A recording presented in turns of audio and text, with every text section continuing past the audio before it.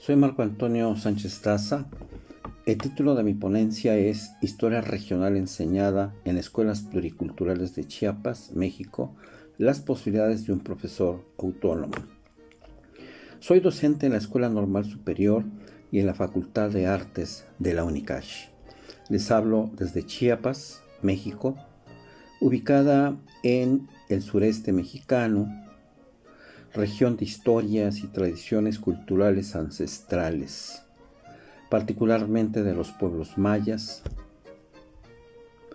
Sus herederos siguen estando allí, habitado hoy por celtales, tzotziles, choles, tojolabales, zoques, entre otros, quienes representan cerca del 24% de la población total de la entidad, según censo de 2010. Esta ponencia tiene por objetivos mostrar las controversias, problemas y retos de 5 profesores de educación básica en la enseñanza de la historia regional en Chiapas y exponer el sentido de sus propuestas y prácticas docentes que construyen desde sus comunidades laborales indígenas.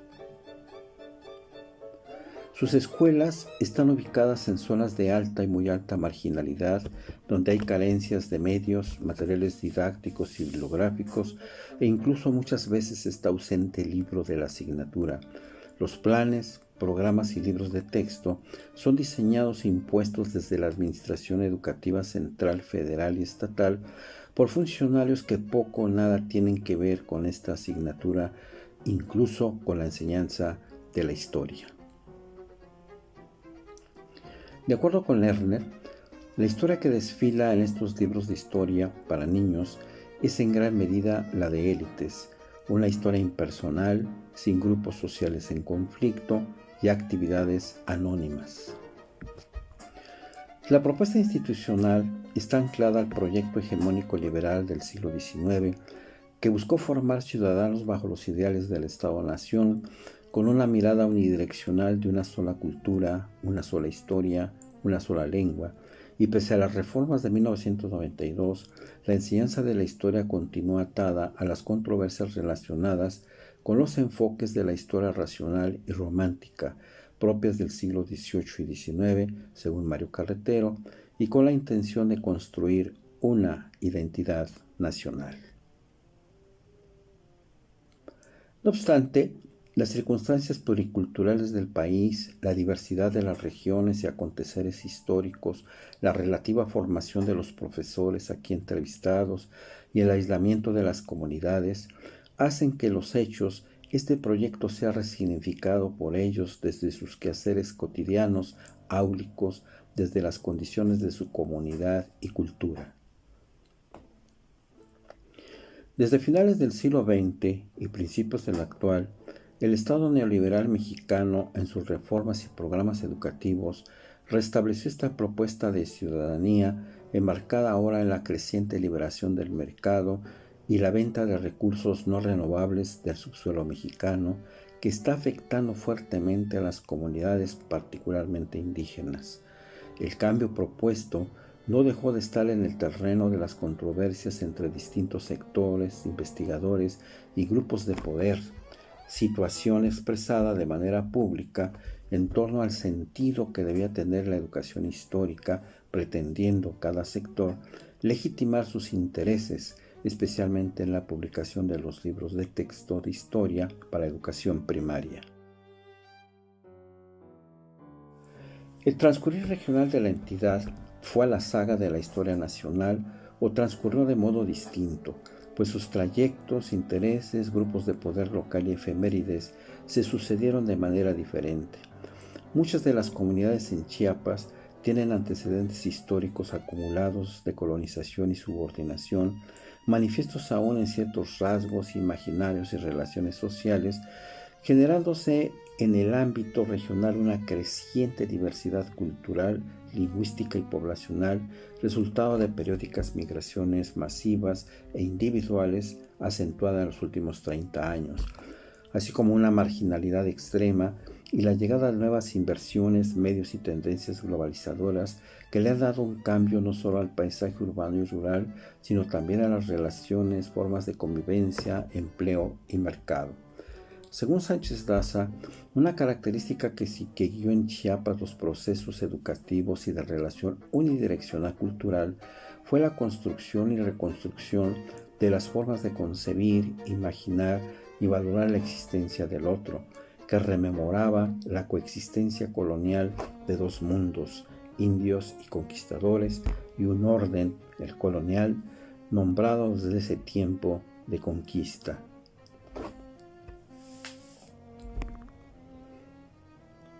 En Chiapas, la mirada mestiza fue construyendo su propia historia política regional, siguiendo los sentires de la crónica de la hegemonía local. Junto a ello, se dio también una versión oficial educativa, al producirse textos biográficos, crónicas de la iconografía del poder regional, anécdotas y leyendas mestizas. El sentido de la historia que cuenta, desde dónde miran el pasado, qué incluyen y qué excluyen, sus planteamientos iconográficos ritualizados, los enfoques, conceptos y categorías históricas que asumen, los actores seleccionados de su trama, construyeron una visión de la historia regional mestiza vigente y reproducida en las escuelas. Cabe por ello preguntarse por esa representación escolar de la historia de Chiapas. ¿Cómo se plantea la existencia de los otros? Su estar en el mundo, en el espacio y el tiempo, sus problemáticas, rebeliones y resistencias en el transcurrir histórico regional.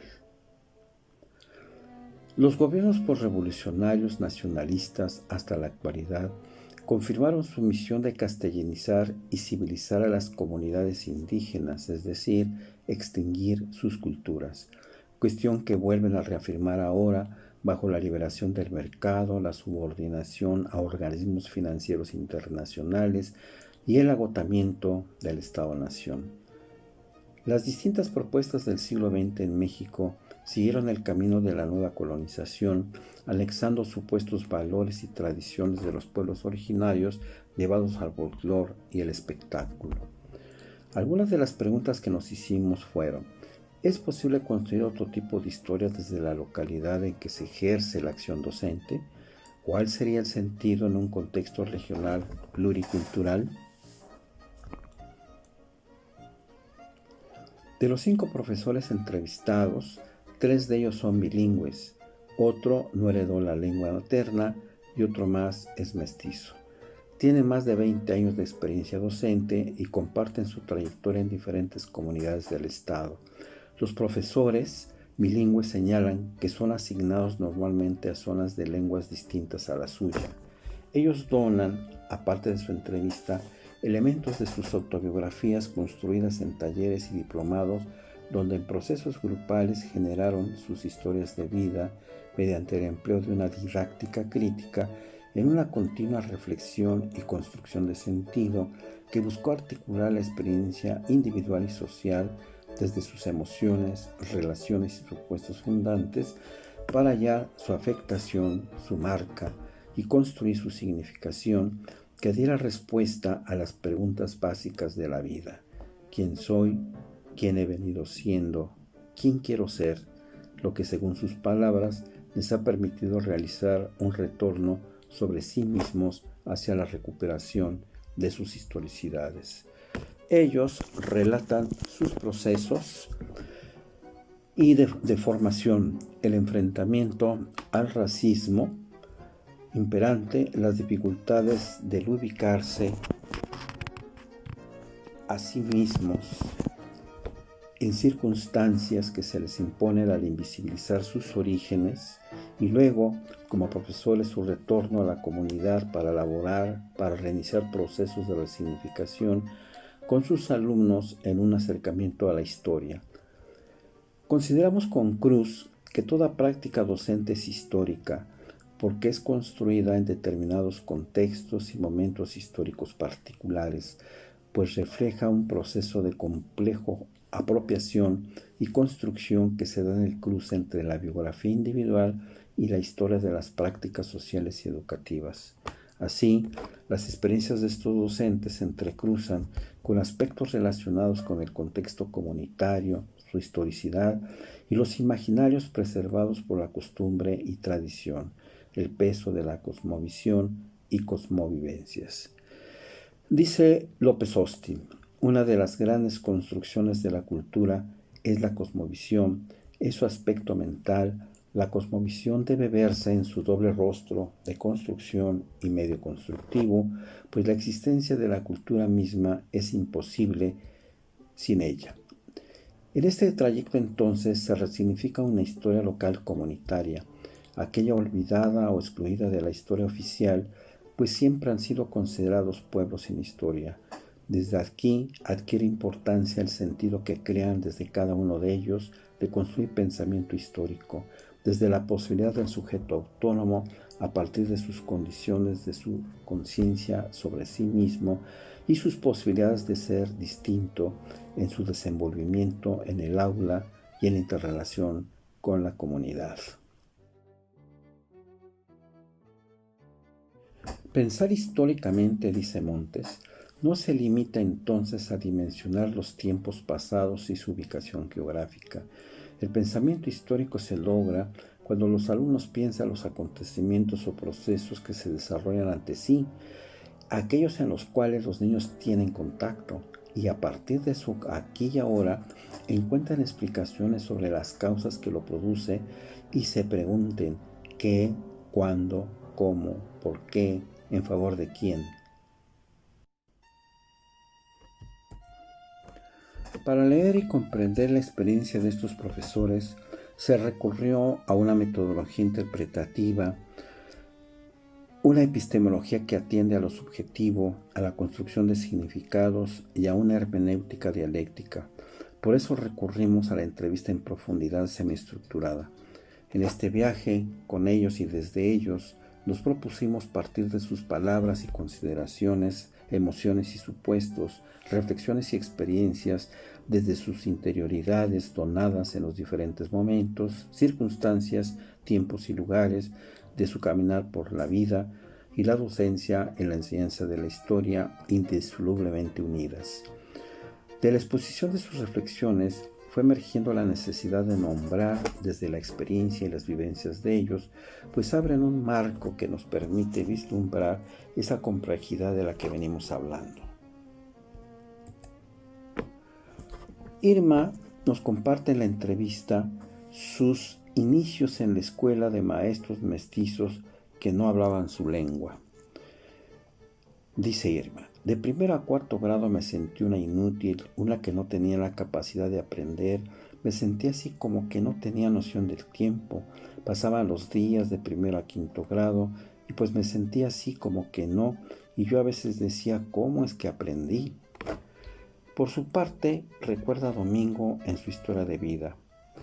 Después de haber sufrido mucho en mi escolaridad en los 3 primeros años de educación primaria, que era impartido las clases por maestros y maestras que solamente hablaban la lengua español, después de que una de las maestras de segundo grado me rasuró sin que ella tenía idea de eso, pasar en 3 años de lunes a viernes sin poder entender su lengua y las instrucciones que daban, las jaladas de orejas, coscorrones, parazos, hincar en corcholatas, en escuchar las clases atrás del salón por llegar tarde en la escuela sin poder dar a conocer las razones y motivos de la tardanza, etc.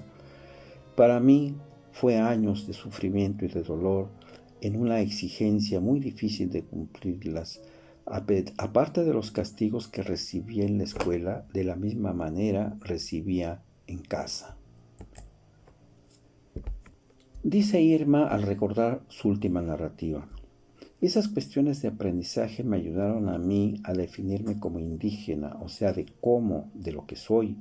Si se da usted cuenta, desde la primaria hasta la universidad, yo vivía allí en la ciudad, pero yo sabía que era de Oxú, y mucha gente me decía, no, pues yo soy de ahí. Por su lado, Herminio cuenta, cuando llego aquí en la ciudad de San Cristóbal, entonces prácticamente fui humillado. Siempre me decían, pinche indio. Domingo siente el coraje que daba o la tristeza cuando escuchó a su abuelo. Él estuvo vivo casi 115 años, tiene como 10 años que falleció. Toda esa cuestión él contaba, y cuando contaba se sentía el coraje que daba o la tristeza. En primer lugar porque ellos, los patrones, cuando iban a ver sus terrenos hasta allá, ellos, los tojolabales, llevaban cargando a los hijos de los patrones. Sí da la tristeza de que sí fueron ciertas esas cuestiones y que sí fueron reales, ese sufrimiento y ese coraje que tenían ellos. Y lloraba, como dice doña Rosario Castellanos en su novela.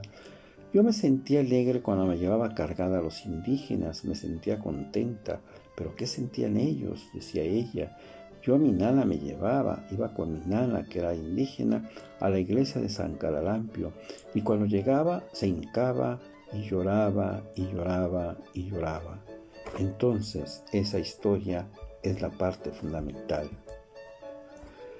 Necesitamos una lengua, dicen Bárcenas y La Rosa, para la conversación, porque solo tiene sentido hablar y escuchar, leer y escribir en una lengua que podamos llamar nuestra, es decir, en una lengua que no sea independiente de quien la diga, que a ti o a mí nos diga algo, que esté entre nosotros. Domingo apunta: le hablo en celtal a mis alumnos. Entonces hemos podido hacer comunicación con ellos, se sienten bien, se sienten tranquilos, se sienten contentos. ¿Cuál es mi trabajo que he hecho? Platicar con los más viejitos. Cuando me cuentan, voy con mis alumnos. Esta es la historia de la comunidad. Así paso con la comunidad. Recuerda Irma en torno a lo fácil y lo difícil. Entonces, ya le preguntaba a mi mamá, ¿qué es fácil? ¿Qué es difícil? Ella me contestó en celtal: ahí en segundo grado comprendí qué era lo fácil y qué era lo difícil en mi lengua. Para Armando, el leer es como saber que dentro de la cosmovisión indígena hay elementos que no nos podemos olvidar. Es la relación con la tierra, es la relación con el trabajo, es la relación con la naturaleza, con el respeto mutuo que debe haber con el hombre y la naturaleza, el hombre, el trabajo. Irma menciona: y los maestros atrás y los comités atrás de la escuela. Y entonces llegaba el rezador y desde tempranito, 3 de la mañana, se iban a los cerros, 4 puntos cardinales, con música, incienso, los cerros a rezarles. Y ya llegaban a la escuela y pedían por todos los maestros que no tuviesen un accidente, que todos estuviésemos bien, que los niños aprendieran. Rosario acepta que los niños me enseñaron. Yo aprendí ahí con ellos. Me di cuenta que una como maestra no lo sabe uno todo. Está uno en proceso también de aprender. La propuesta intercultural constituye aún un reto inmerso en la complejidad y diversidad del mundo contemporáneo. Resulta aún una utopía, un camino por transitar, mediante la reflexión con nosotros mismos, de plantearnos las preguntas básicas de la vida, de la existencia, de encontrar al sujeto social histórico desde nuestras propias vivencias e historicidades contextuales, desde Latinoamérica, desde Chiapas, o como diría Leckensdorf, aprender a escuchar, es decir, ver y construir nuevas formas de adquirir conocimientos, aprender a pensar, como diría Semmelweis, recobrando la experiencia de nuestros antepasados. Conclusiones. Los docentes, la escuela, sus historias de vida, marcas, afectaciones y significaciones, sus procesos formativos para la enseñanza de la historia regional, su trayectoria laboral y experiencia docente y la enseñanza de la historia que construyen, convergen en ese lugar donde los profesores actúan, reflexionan, resuelven ante el contexto, hallan sus posibilidades de acción ante la estructura articulada que se les impone. Desde sus historicidades encuentran una forma, un intersticio, una coyuntura, un espacio para generar sus acciones de enseñanza construida en el contexto y proceso comunitario donde habitan, conviven, sienten, espacio que les interroga, pregunta o buscan recuperar, resignificar, laboran el reencuentro consigo mismos y con la comunidad, la reconstrucción de la identidad.